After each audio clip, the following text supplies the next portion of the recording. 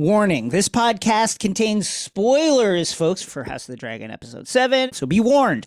Watch that stuff before you come here. Dragons have arrived on HBO Max. Have you heard about this show, House of the Dragon, folks? Are you aware of this show that's now going into its 8th episode? The new HBO original series, House of the Dragon, is a prequel set 200 years before the events of Game of Thrones. House of the Dragon tells the story of House Targaryen locked in an epic battle for the Iron Throne and power over the Seven Kingdoms. The epic series promises more drama and betrayal than ever. Listen to the official Game of Thrones podcast, House of the Dragon, on HBO Max, the iHeartRadio app, or wherever you get your podcasts. And to celebrate, we're going back to the Citadel to answer your questions. Help today by Aziz from the History of Westeros podcast. Very excited. Let's start with, I think, something that's going to be present in a lot of people's minds. It certainly was a question that I started heavily researching as soon as I watched this episode. John asks, and many people asked, so with Laenor out of the picture, but alive, I'm wondering about his bond with Seasmoke. Is Seasmoke, quote-unquote, available now for a person to bond with? This is a great question, and not a lot of evidence for what happens when a dragon rider leaves but doesn't die. What happens to the bond? Any thoughts on this? Yeah, you're right. We have no prior examples of this in the books, so it is uncharted territory. I imagine the show is going to make a call since they don't have anything from George to fall back on unless they asked George and he gave them an answer.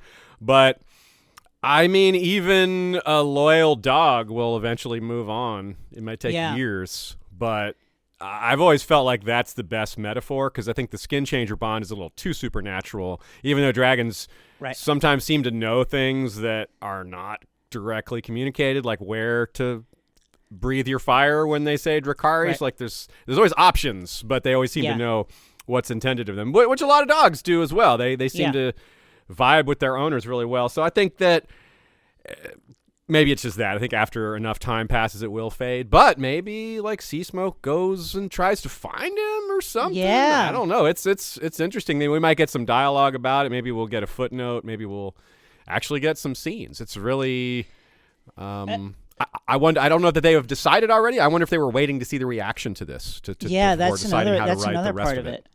Well, I'm trying to think of how to talk about this in a way that's non-spoilery, but having enough people to ride the dragons will be an issue at some point, you can imagine, right? Because obviously, the bloodlines are going to be important in this bloodline, the people with the Targaryen bloodline, it's rare. I do wonder if, to your point, we don't see Laenor again under a different name or something like that, riding Seasmoke once again. Yeah. I wonder about that too. That could be a way they pivot. If they want to do something like that, it would be sneaky. Like he shaved his head, so he looks different, and a lot of people won't know what he looked like anyway. But he's just a natural son of Corlys Velaryon and some tavern lady somewhere, and we found him, and he'll do this. But then comes the question of, okay, but like Rhaenys and Corlys and various other people would be like, hey, wait a second, you're my, aren't you Laenor? You're my son. So I don't know how that necessarily would work, but you feel like there's an opening for that. It seems like if they wanted to go that way. Yeah, they could kind of pull back on the nice ending aspect of it by having him be killed off screen, and that just resolves all these problems. Yeah. But if they want to do like a time jump and then just have it kind of work itself out, I think that would be acceptable to the audience to say that enough time has passed. Or they could just add a different dragon, like they could just have that dragon not get used again if they want, There's options, yeah. Edgar asks, how does hopping on a dragon first give you more right to it than the person who is next in line for it? So in other words, Eamon cutting the line to grab this dragon away from Baela. Is that what is in terms of the rules, does this break any particular rule? I think it's like one of those unwritten rules like we hear about in sports where they're not official rules. There's no actual penalties. It's just a jerk thing to do. Don't steal a dragon from a girl whose mother just died, and by the way, it was the mother's dragon. Yeah. So I think it was a jerk move for sure, but there aren't any rules about it. It's all rooted in tradition. And even that, there isn't a lot of definition there. Like, the Targaryens have always been kind of a smaller family. This is the first time they've had, during their history as kings, who knows what happened back on Valyria, but here this is the kind of first time they've had like two very distinct large branches. They had that same problem early on with Maegor and Aenys being kind of two different branches, but it never got to this level because Maegor had no kids, so there weren't like two full factions with children and dragons. He did not, He sure did. But so this is all very kind of uncharted territory. They don't have defined rules on who has first dibs on dragons and things like that. So Aemon kind of exploited an area of a gray area, I suppose, and I think he expected to get away with it more without losing an eye. But as he himself put it, he would still have taken the trade, even knowing that, I suppose. One of our really most avid listeners, Sam, has sent like a bunch of really long emails that have analyzed the potential path that the Aegon prophecy took in order to get all the way, if indeed it did get all the way to Rhaegar, which I believe it did. Mm-hmm. And he sent another really long email about dragons and asking essentially, is it possible to create a family tree of dragons? Knowing what we know now, we're starting to see more dragons come in. We saw surely, I'm guessing, Sunfire and Dreamfire, and then of course Vhagar in this episode. Understanding that some of these dragons are laying eggs. Do you think it's possible to create a family tree of dragons based on what we know right now? We can get part of the way there. There would be very large gaps in it. Right. For example, one of the popular theories out there is the dragon eggs stolen by Alyssa Farman ended up being the ones that became Dany's three. I think I just want it to be true. Yeah. I just want to be true.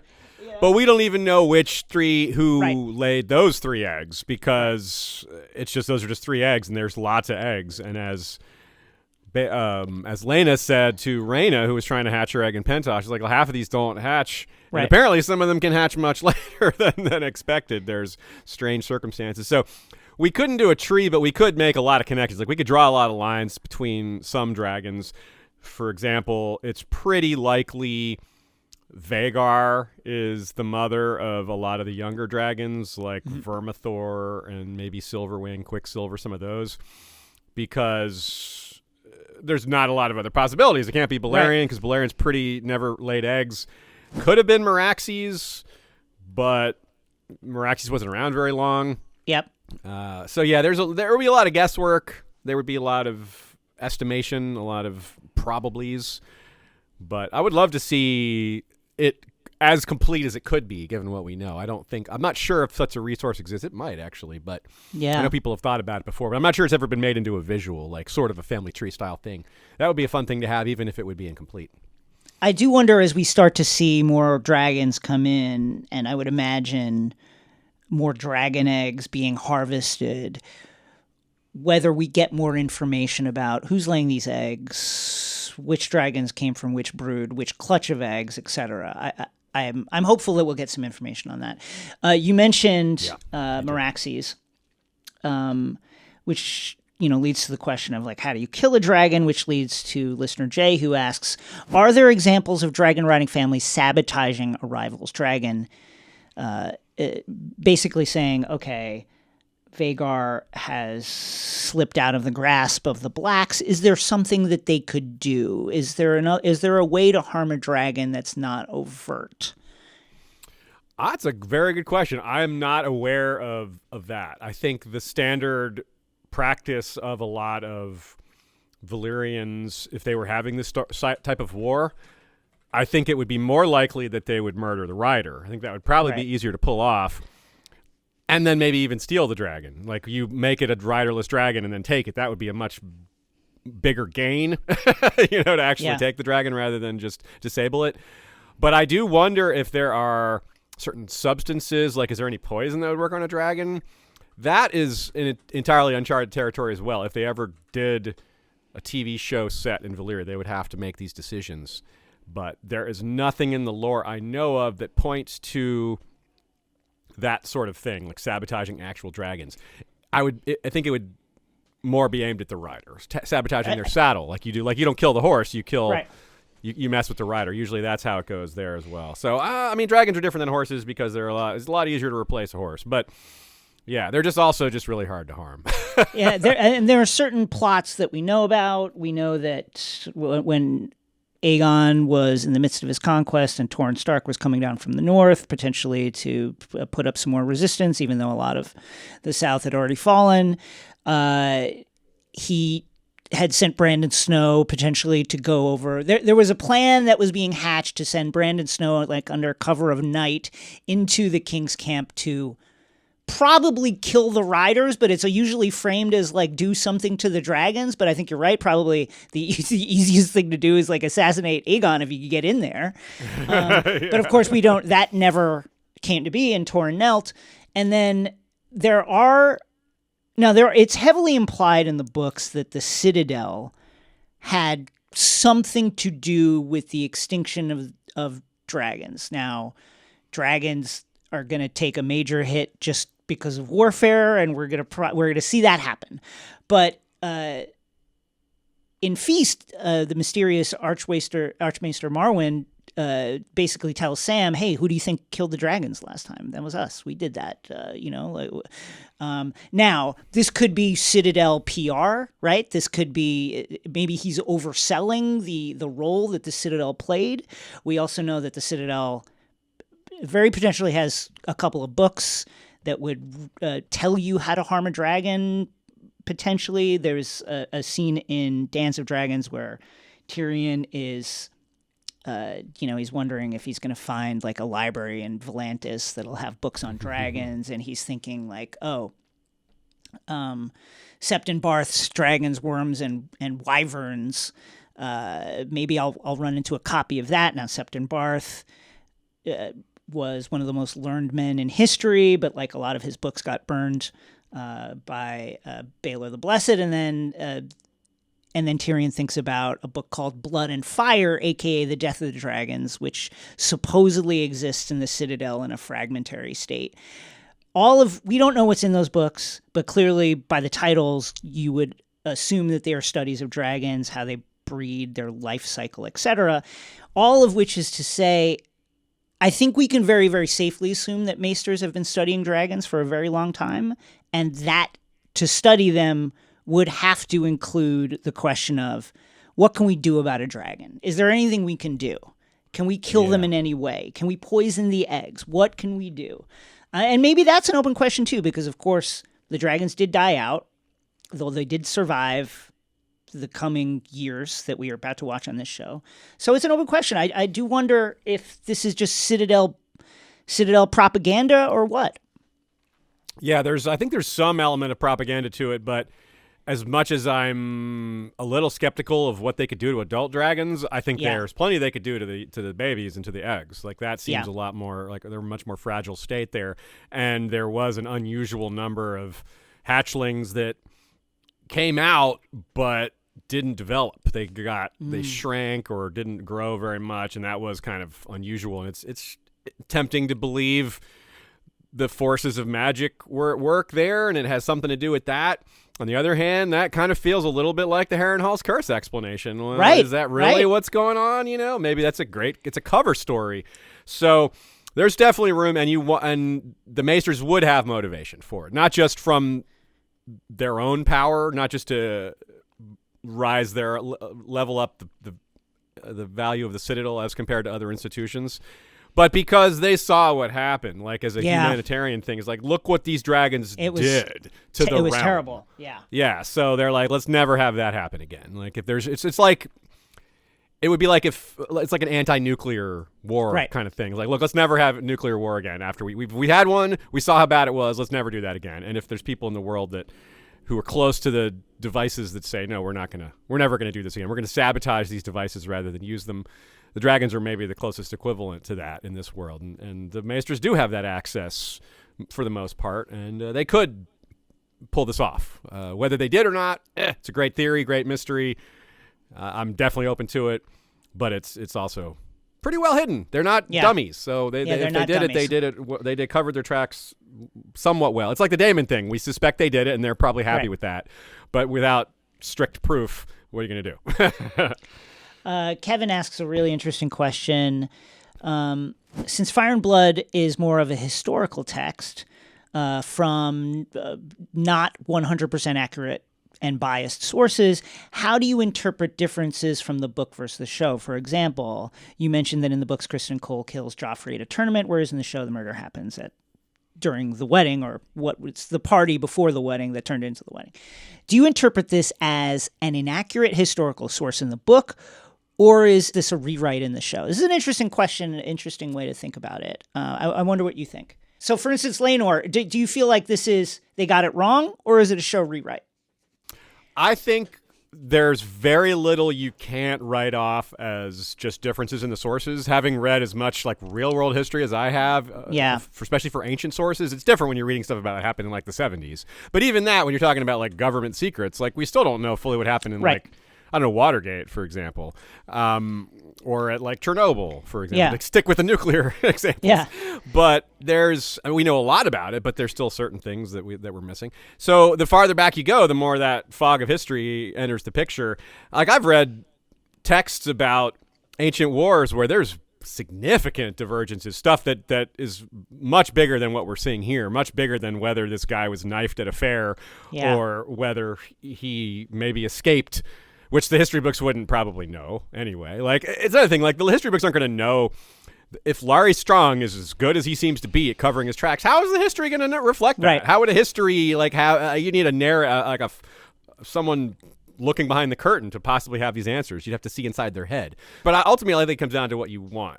So given that wide open nature of it, I think if you want to view it as separate canons, you should. But I enjoy it more seeing it as a different interpretation, because that was the energy we're given from Fire and Blood, and it just we're continuing that. Just add another source to the pile, which is reflective of how real history works. So I prefer that angle, but I don't think there's a right or wrong way to do it. That's just my vibe.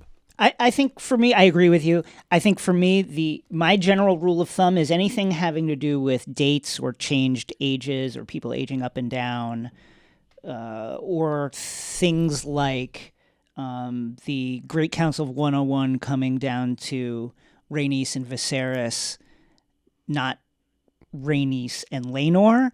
Things like that are adaptations. You know, you want to make it more easier to digest the story, kind of more dramatic. It certainly is more dramatic if it comes down to Viserys and Rhaenys in the finals, rather than, Rhaenys and a 6-year-old child, or however old he was at the time, because then it feels like she really was done an injustice in that moment. You could really feel it. Whereas, the other way, you could also say, well, the realm is choosing. If it's Viserys versus Laenor, the realm is also choosing to not do a regency, which is just chaotic and can be a big deal, and no one wants to deal with that. So I think, for a rule of thumb, I think when we're aging up characters or aging them down, but mostly aging them up, as we've seen with Rhaenyra, Alicent, and Baela and Rhaena and the kids, that is an adaptation. But when it's stuff like Laenor, stuff that is a complete surprise from the books and feels like it slipped into that kind of that hole where historians can't see into, that feels like a reveal that is additive to the books. That's just the way I think about it. But I agree with you. It's a different view. Kind of what you want. Yeah, it is a different view. Like, you're hearing dialogue of people that you would never have been able to hear under historical circumstances, right? Yeah. Right. I like that take. Yeah. Here's an interesting one. Reed asks, did dragons cause the doom? Oh, I don't think they caused the doom. I think the Valyrian control over volcanoes got to be too deep. Think of like the dwarves going too deep into Moria and unleashing the Balrog, that kind of thing. Because it's hinted at in the World of Ice and Fire that the Valyrian sorcerers were kind of drawing energy from the volcanoes, which Viserys hints at directly. Not hints at, he flat out says it. Yeah, he says in episode 2 or 3. And so if they're drawing their energy from that, well, I think they drew too much, or they got out of control. One suggestion is that there was assassinations back and forth, sort of in line with what we were talking about with the Dragon Rider stuff, where they, rather than targeting the dragons, they target the individuals. So if you have sorcerers that are kind of keeping it in check, keeping these volcanoes the way they need to be to not blow up, and they start murdering these sorcerers, they meaning there's a lot of possibilities who they could be. They could be the Faceless Men. They could be other Valyrian houses. They could be both. Either way, it's not like they have some bottom line gauge to make sure you don't let it go below this level or it's all going to blow. So whatever happened, I think it was about losing control of the volcanoes. So in pursuit of draconic power indirectly led to this, but not the dragons didn't directly lead to it, I think. More and I think the descriptions of the Doom, such that they are talking about, the 14 flames kind of exploding as one, and lava and explosions throughout the land, kind of leads you to believe that whatever the cause, the volcanoes were directly involved in whatever happened. Yeah. They're the big one. Gina, Corporate Mark, and some others asked, younger Alicent made such a big deal over Rhaenyra allegedly hooking up with Daemon, allegedly. Fast forward 15-ish years, and she's willingly forcing her son to marry her sister. What is this hypocrisy? What gives? Well, I think that Alicent has changed. For one thing, she was young. She was a little more naive, a better person in a lot of ways, but she's been told over and over by her father, and now congratulated when she finally bursts with this kind of energy of, my kids are going to die if I don't win the Game of Thrones. It's very much Cersei to Ned. This is the Game of Thrones. You win or you die. There's no middle ground. She's convinced of that now. For better or worse, for right or wrong, it doesn't really matter whether she's right or wrong. This is what she's acting on. And in order to win, she's got to sacrifice her morals. A lot of and that's a recurring theme with Game of Thrones. Power corrupts, right? That's a real world thing too, of course, which means you sacrifice your values, you sacrifice the things that matter to you, your ideals, in order to uphold this thing that's quote unquote more important, which arguably it is. If your children's survival depends on it, then you would be willing to make sacrifices even of your own values to keep them alive. So I sort of sympathize with that. I don't sympathize with Alicent's in a lot of ways, but this is like trying to put myself in her shoes, try to understand why she's so paranoid and angry and mad. I sort of get it. Like a lot of it is her own father's pressing this on her, telling her over and over for 15 years that, look, you do this or your kids are going to die. Do this or your kids are going to die. Do this or your kids are going to die. And so I think that's what it is. She's had to sacrifice her own things that she held to be virtues in order to stay alive, or for her kids to stay alive. It's not necessarily for herself. I think that there's also something of one, blocking Rhaenyra, who had attempted to broker a kind of like peace marriage pact by marrying Jace to Helena, and here's a way to stop her doing that. You get the sense that in that moment, certainly when Rhaenyra proposes that deal at the small council meeting, again, which was a very generous deal, Alicent sees it as weakness, not as like a genuine attempt to reach out. And I think you could see how in that moment, Alicent would be like, well, whatever Rhaenyra wants, I want the opposite thing, so therefore let's do this. and I think there's also something to it, you mentioned it, like how it's been drilled in her, the present danger for her children should Rhaenyra take the throne. They're constantly under threat, and I think here is a way to show that Aegon is legitimately a Targaryen. What do Targaryens do? They marry their siblings. It's just what they do. So here's a way to say he's Aegon. He's Aegon, just like Aegon the Conqueror, and just like Aegon the Conqueror, he married his sister, and that's what Targaryens do. He's a legitimate Targaryen, so that one day, should the time come, if maybe he's going to ascend the throne, we can point to all these symbols of Targaryen legitimacy and say, that's the real article, not this brown-haired guy over here. Yeah, totally agree. Last question from Zachary. This is an interesting one. What's the significance of Larys's Firefly Sigil, and the which we saw both on the the lapels of his various hench people, and then also on his staff. Well, I think they wanted to have some sort of identifier to make sure we knew those were his men. Right. But why the Firefly specifically? Well, there's a couple things, symbolic meanings here that are somewhat relevant. I think mostly it was just an artistic choice, but some of the symbolism behind fireflies definitely applies. One is that they are symbols of death and rebirth, which in his case, there's a fire and he becomes the Lord of Harrenhal. It's like it's crazy how that happens. Right. Yeah. Also, fireflies what color do they glow? Green. Right. And he made a big deal out of the fire at the high tower being green, and it's the greens. So I think that might have been part of their thinking. And then they're also a symbol of crossing over. Like some traditions hold that fireflies have the souls of the living. They're vessels to going to the next life. So there's a lot of just kind of cool superstitions behind them. But I'm guessing there's a little more to it that might be revealed later because I think so too. I think the stuff I said is pretty cool, but it's also still kind of vague, except for maybe the green thing, right? Like and he did he did kill his own family with fire, so I guess there is that. That part applies. Has there ever been how strong their sigil is? 3 colorful lines. I think it's blue, red, and green, and like a hand or a fist. Yeah, like the trident. Yeah. Yeah.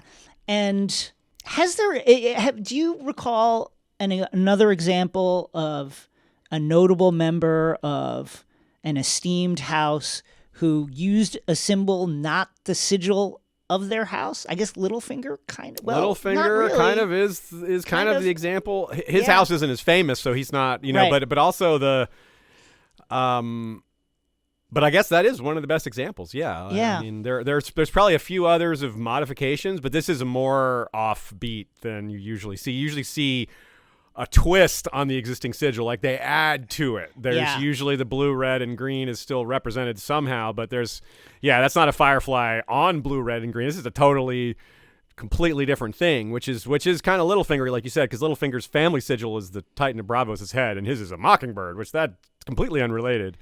So maybe they're kind of go for that energy. I mean, there's a lot. We've already pointed out like 5 or 6 different parallels to Littlefinger in this one, but there's also a lot of Qyburn and Varys in there too. Yeah. So he's sort of an amalgam of all of the 3 big spy masters we've seen, with also some of his own flavoring, Firefly flavoring. Yeah. Well, Aziz, thank you so much for joining us on this special edition of Ask the Maester. Where can people find your pod? Well, thanks so much for having me. This was a blast. I appreciate getting to answer a different set of questions from a different audience. It's a lot of fun. Really good questions, y'all. We are over at History of Westeros podcast. You can find us on YouTube under that name or on any podcast platform. We've been at this for about 10 years. And getting deep into the nerdy detail. That's our specialty.